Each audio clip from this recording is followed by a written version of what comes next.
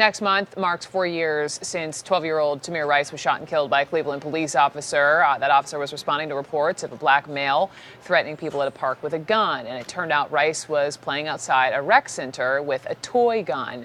But yesterday, 100 miles south of Cleveland, a Columbus police officer was responding to reports of two young black men allegedly waving a gun. And when that Officer Peter Casuccio, arrived on the scene, he did not shoot. Instead, he tried a different approach that ended with a really important lesson, and it was all caught on his police body camera. Watch this. Here's the thing. Are you scared? Yes, sir. Okay. You know why you should be scared? Yes, sir. This is getting kids killed all over the country. That thing looks real, bro. I'm so sorry. You should be sorry, and you should be scared. Do you think I want to shoot an 11-year-old? Do you think I want to shoot a 13-year-old? I could have killed you.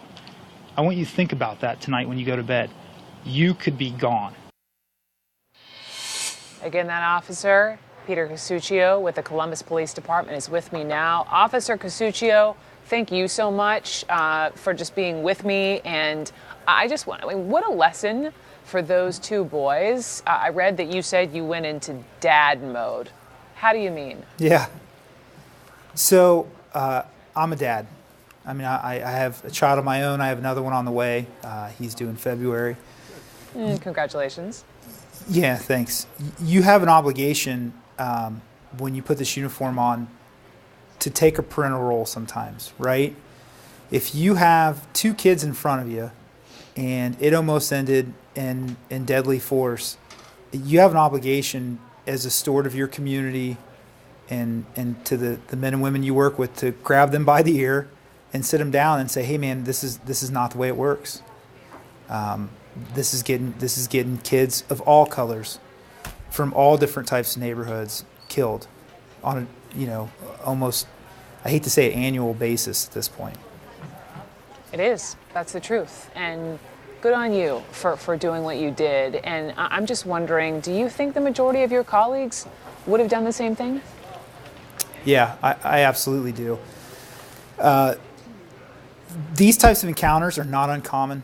BB guns, pellet guns, toys, and other replicas are readily available to kids all across the country.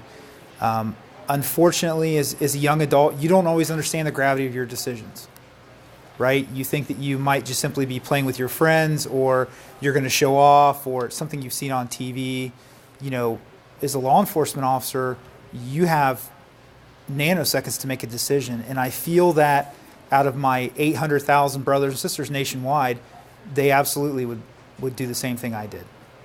Absolutely. I'm curious if you talked to either of those boys' parents after this?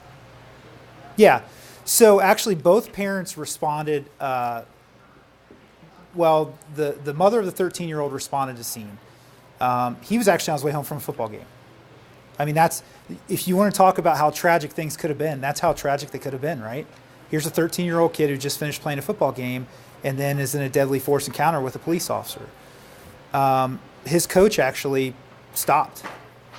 And I spoke with him briefly, and then coach called mom, and mom responded to the scene and took the young man home from there.